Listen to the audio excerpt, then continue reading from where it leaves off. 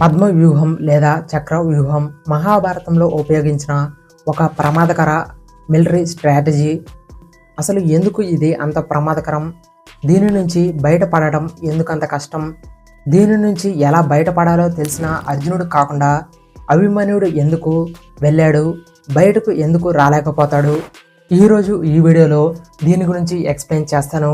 Hi, నా పేరు లిబ్నా లక్కవరం. ఈ వీడియోలోకి మీకు స్వాగతం. అసలు దీని పరిమాణం ఎంత? కురుక్షేత్రంలో మొత్తం 18 అక్షౌహిణుల సైన్యం పోరాడింది.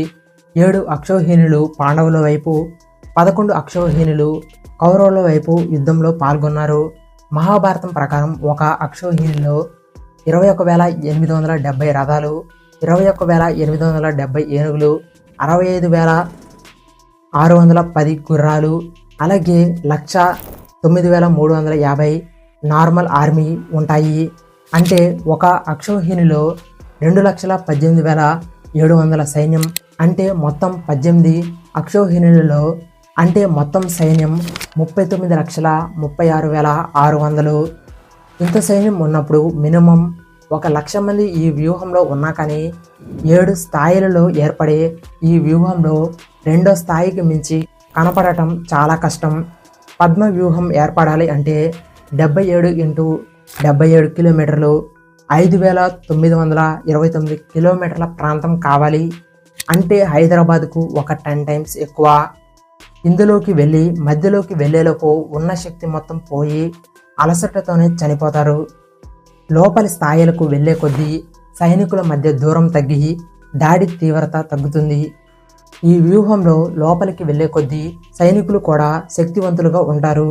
అంటే 7వ సర్కిల్లో అంటే 7వ లెవెల్లో అత్యంత శక్తివంతులైన వీరులు ఉంటారు. ఇంకో విషయం, ఈ వ్యూహం మొత్తం తిరుగుతూ ఉంటుంది. లోపలికి వెళ్ళే ఎంట్రన్స్ కూడా తిరుగుతూ ఉంటుంది.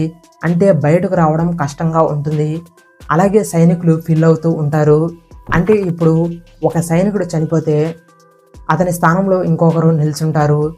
అలాగే ఎవరైనా లోపలికి వెళ్ళినప్పుడు వాళ్ళ ప్రమేయం లేకుండానే లోపలికి వెళ్ళిపోతుంటారు. దీని గురించి కొంతమందికి మాత్రమే తెలుసు. పాండవులలో 2కి, కృష్ణుడు అర్జునుడికి, కౌరవులలో భీష్ముడు, ద్రోణుడు, అశ్వత్థామ, కృపాచార్యుడు, కర్ణుడు వీళ్ళకే ఇందులోకి వెళ్ళి ఎలా బయటపడాలి అని తెలుసు. ఇంకో 2కి కూడా తెలుసు. అయితే వాళ్ళు యుద్ధానికి దూరంగా ఉన్నారు. మహాభారతంలో ఎందుకు ఈ వ్యూహాన్ని వాడారు?